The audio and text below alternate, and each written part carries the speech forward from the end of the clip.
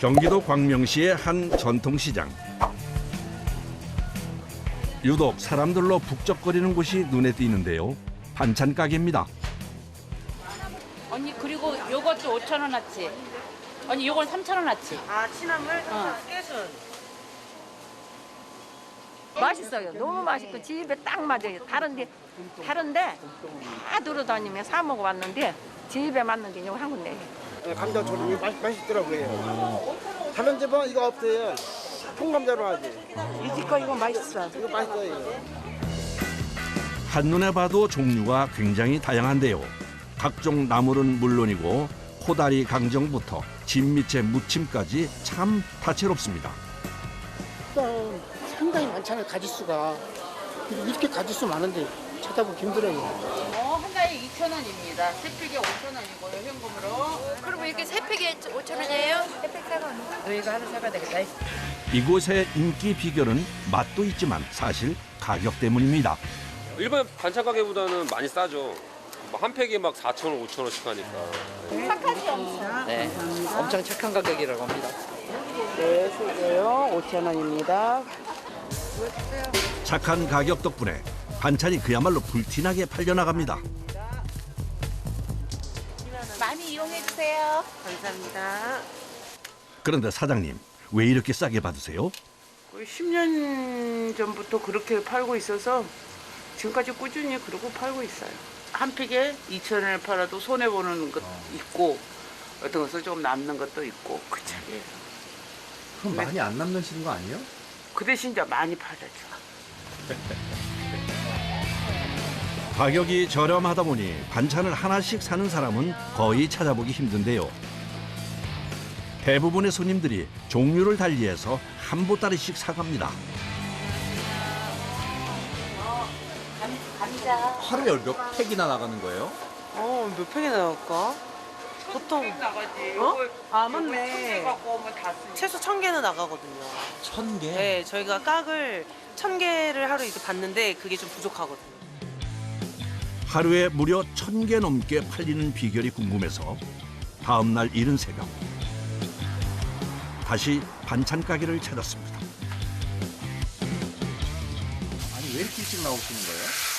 준비하는 과정이 많고 그러니까 그냥 아침에 일찍 나와서 제가 하나하나 준비를 해놔야 되지. 조금 빨리 움직여야 되니까 반찬이 빨리 나와야 되니까요.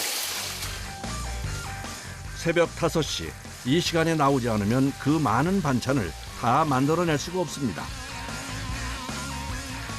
함께 일하는 직원들이 가게에 나오기 전에 사장님이 제일 먼저 나와 시간이 오래 걸리는 튀김부터 만들기 시작합니다.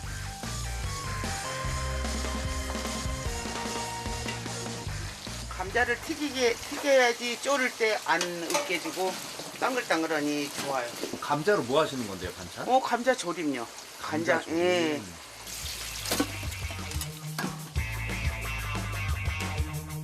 이건 무슨 생선일까요? 요건 코다리예요. 저희 집에서 이제 요거 제일로 잘 나가요. 아, 요게? 예.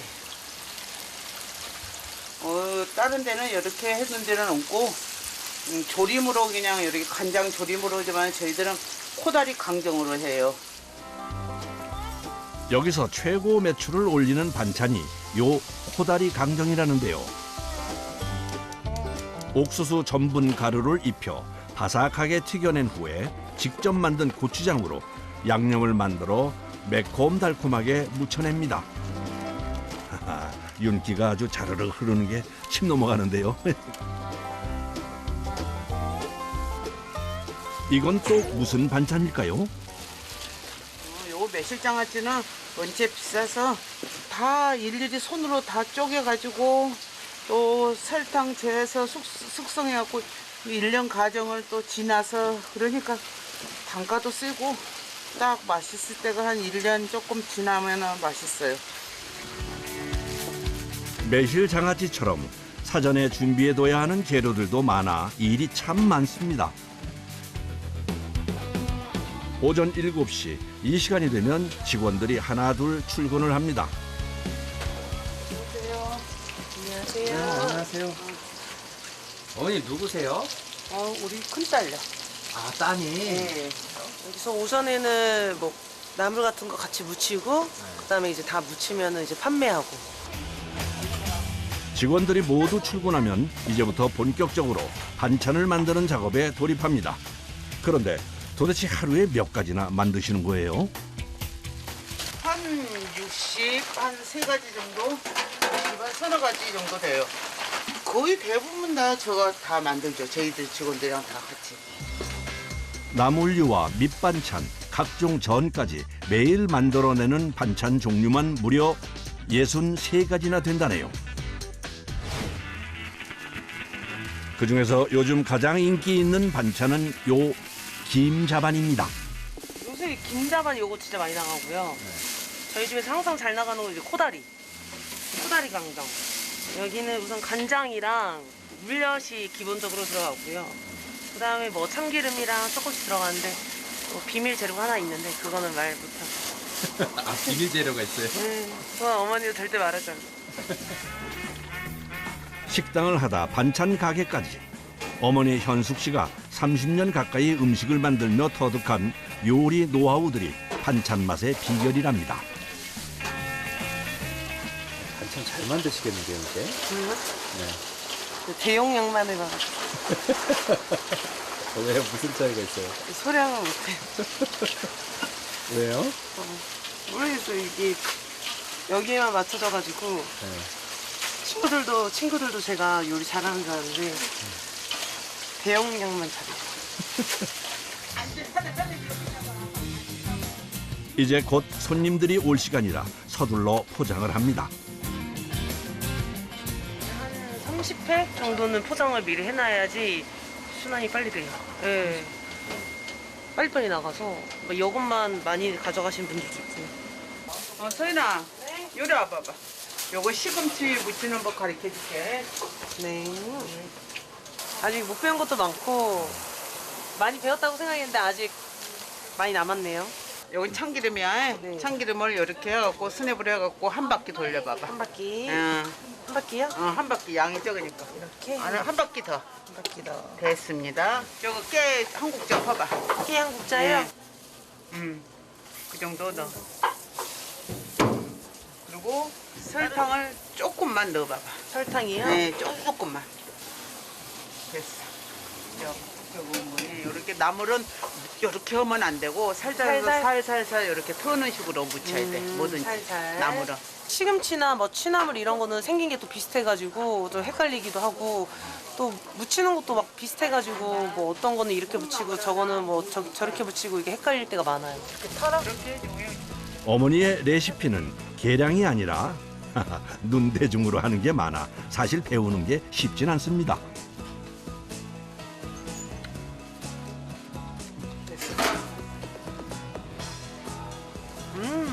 맛있다.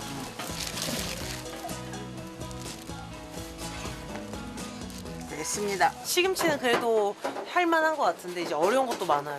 예를 들어 봄동나물 같은 경우는 된장도 들어가고 마늘도 들어가고 들어갈 게 더 많아가지고 이제 헷갈릴 때도 있어요. 아, 뭐가 들어가는지. 네. 아, 그런 건 아직 다 못 배우셨구나. 배웠는데 깜빡깜빡합니다. 한 번 가지고는 안 돼요. 작업자들이 서둘러 포장을 하는데요. 워낙 반찬 종류가 많고 양도 많아서 포장하는 일도 보통 일은 아닙니다. 음식 조리를 끝내고 갓 만든 반찬들을 가게 앞 매대에 진열하고 나면 맛있는 냄새가 진동합니다. 이제 손님을 맞을 준비가 끝났습니다. 주문하고 올게. 네, 다녀오세요. 오전에 급한 일을 끝내곤 바로 내일 사용할 재료를 주문하러 갑니다. 시금치 6개, 시금치 6개. 브로콜리 하나, 도라지 2개, 깐파 한 박스. 양이 꽤 돼요. 하루에 보통 한 4, 50만 원어치씩 웬만큼 해놓을 때는 그 정도 돼요. 하나, 둘, 셋, 넷, 다섯, 6가지. 예, 네, 갖다 주세요. 부탁드릴게요. 반찬 가게가 본격적으로 바빠지는 시간입니다. 홍어 무침이에요. 아, 홍어무침. 이거 사자. 난 도라지 넣어서 비벼도 맛있어. 손님층이 굉장히 다양한데요. 젊은 주부들은 오전 시간에 제일 많이 온다고 하네요. 네, 5만 원 받았고요. 잔돈 4만 원 드릴게요. 일단 고소하고요. 굉장히 그 뭐라 그럴까 간이 잘 맞고 맛있어요. 제 입맛에는. 훨씬 싸고 좋아요. 집에서 하는 거보다요? 네. 여러 가지를 먹을 수 있잖아요. 이 많은 재료를 사려면 지금 물가가 너무 비싸니까 근데 여기서 하는 게 나아요. 금방 요리를 끝낸 것 같은데 그새 또 뭔가를 만드십니다. 지금 뭐 끓이시는 거예요? 동태요. 동태찌개. 식구들 먹을 거. 자, 찌개 나왔습니다. 오전 손님들이 빠지고 점심시간이 훌쩍 지나 늦은 점심을 먹습니다. 그나마도 일이 피곤하면 밥이 잘 안 들어갈 때도 많습니다. 그런데 모두 서서 드시네요. 밥보다 bon께 그냥 처음부터 서서 먹어서. 요리를 만드는 것도 판매할 때도 모두 서서 하는 일이라 종일 앉을 새가 없습니다. 하루 종일 서 있으니까 조금 무리가 가죠. 오늘 혹시 한 번이라도 안 드셨어요? 제가 앉는 걸 못 봐서. 앉지는 않았어요. 새벽 5시에 출근해 지금까지 한 번도 앉아보질 못했습니다. 앉을 수가 없으니까 바쁜데 근다고 나가 앉아서 있을 수도 없고. 이제 단지 앉을 기회는 우리 손녀딸이 오면 나가 보듬고 앉았어요. 나보고만 보듬으라 그러니까. 근데 오늘 아직 안 오네. 때마침 손녀딸이 가게에 도착했습니다. 막둥이 딸이요. 저거 손녀. 여기서 귤 먹고. 기다리던 손녀딸이 오자 얼굴에 화색이 도는데요. 손녀 덕분에 오늘 처음으로 의자에 앉으셨습니다. 유일하게 앉은 것이 이제 손님이 왔을 때 의자 내갖고 앉아요. 딱 그 시간에. 저거 오면 한 30분 앉아 있어요. 둘째 딸이 매일 오후 바쁜 시간에 잠깐 나와 가게 일을 돕는다고 하네요. 지금은 아기 때문에 시간이 많이 없는데 그래도 짬 내서 도와드리고 좀 아기 크면 이제 그때서 도와드려야죠 와서.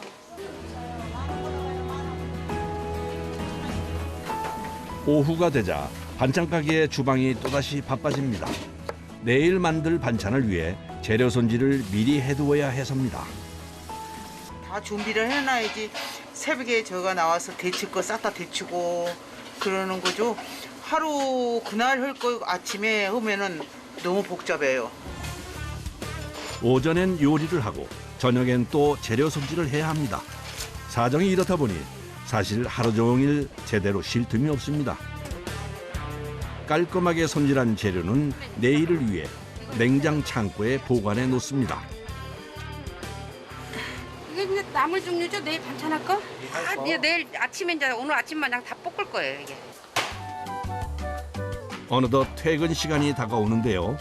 영업을 끝내고 남은 반찬을 정리합니다. 고단한 하루가 마무리됐습니다. 먼저 가겠습니다. 네, 먼저 갈게요. 네. 행복해요. 이렇게 일을 한다는 것 자체가. 또 손님들이 저를 또 많이 찾아주니까 그것이 재밌어서 계속 하고 싶고 건강 허락할 때까지는 계속 하고 싶어요.